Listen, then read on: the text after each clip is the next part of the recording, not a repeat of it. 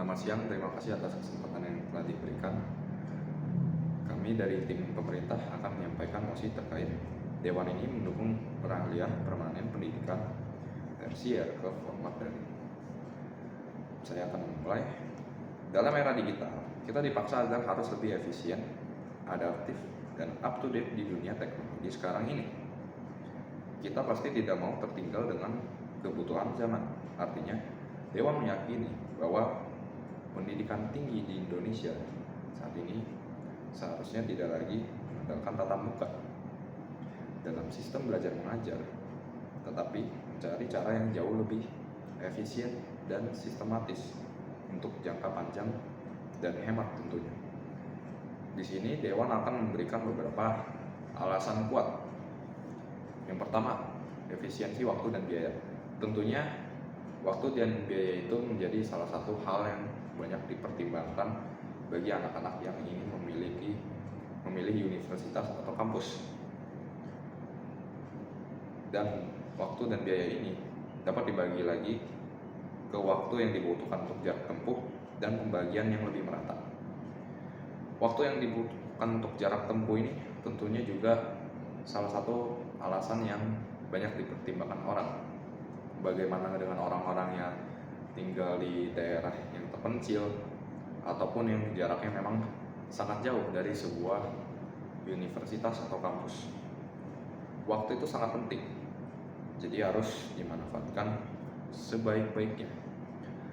Waktu yang memberikan fleksibilitas seperti ini sangat efisien, seperti contohnya dengan cara daring, itu akan sangat fleksibel bagi siswa-siswa yang memiliki tempat kediaman yang jauh dari kampus tujuannya. Bagi mereka mahasiswa yang memiliki pekerjaan lain atau yang sudah berkeluarga atau yang memiliki tanggung jawab lain, tentunya dengan cara seperti ini akan memberikan fleksibilitas waktu yang lebih. Dan waktu untuk jarak tempuh yang seharusnya mereka pakai untuk berpergian dari rumah ke tujuan kampus mereka bisa pakai untuk belajar atau mengulang materi. Fleksibel dimanapun, kapanpun, dan sesuai gaya belajar yang mereka inginkan. Dan juga tidak semua orang mampu berpindah kota atau wilayah karena jarak dan biaya tentunya. Jadi dengan cara sistem belajar yang daring seperti ini dapat mengurangi kesenjangan pendidikan antar wilayah agar lebih merata. Biaya juga tidak kalah penting dalam hal ini. Biaya transportasi itu cukup mahal dan harus dipertimbangkan oleh siswa yang ingin memiliki kampus tujuannya. Jika biaya transportasi mereka lebih mahal dari biaya kampus itu sendiri, tentu tidak sangat menguntungkan. Dan juga dengan cara kita beralih ke pendidikan daring atau sistem online, kita jauh lebih menghemat biaya hidup, terutama dari transportasi. Dan bagi orang-orang yang memiliki rumah yang jauh, tentunya mereka harus menggocek biaya lebih untuk tempat tinggal seperti kos atau apartemen.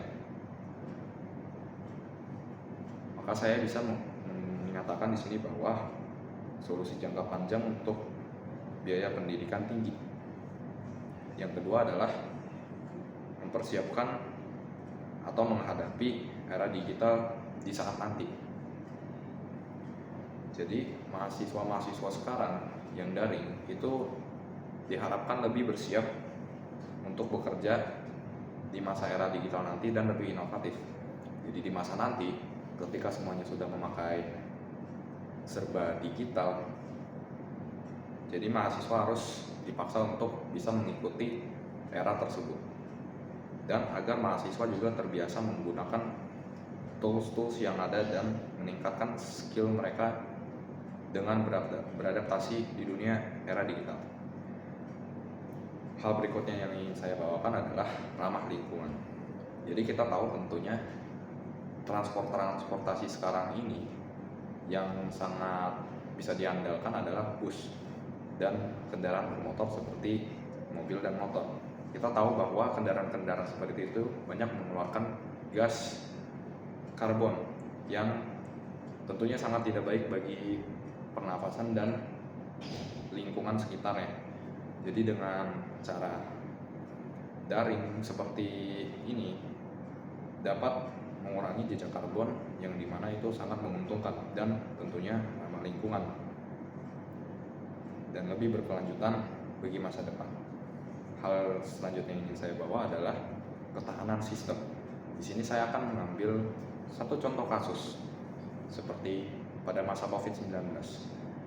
Kita tahu sendiri COVID-19 adalah virus yang mematikan. Jadi pada saat itu di mana aktivitas semua orang itu terhambat gara-gara virus COVID-19 ini. Bagaimana dengan aktivitas pendidikan seperti sekolah, kuliah, dan lain-lain? Dan tentunya mereka menerapkan sistem daring ini. Jadi dengan adanya sistem daring seperti belajar di rumah, online, dan e-book sepertinya, pembelajaran dapat tetap berjalan dengan lancar tanpa memakan korban. Jadi walaupun banyak hal yang menghambat seperti virus, bencana, atau semacam lainnya, dengan cara daring kita tidak perlu memikirkan hal-hal seperti itu lagi. Dan peralihan permanen ini membuat kita agar tidak kaget lagi jika terjadi sesuatu hal krisis yang sama seperti COVID-19 atau bencana lainnya, dan juga dapat menjaga keberlangsungan pendidikan apapun situasi. Kesimpulan yang Dewan ambil adalah bahwa lompatan besar ini sangat berpengaruh dan memberi cara yang lebih efisien dari segala keadaan, baik itu bencana maupun hambatan lainnya, dan solusi masa depan yang lebih efisien, inklusif, dan adaptif dengan kebutuhan zaman sekarang. Terima kasih atas waktu yang diberikan. Terima kasih.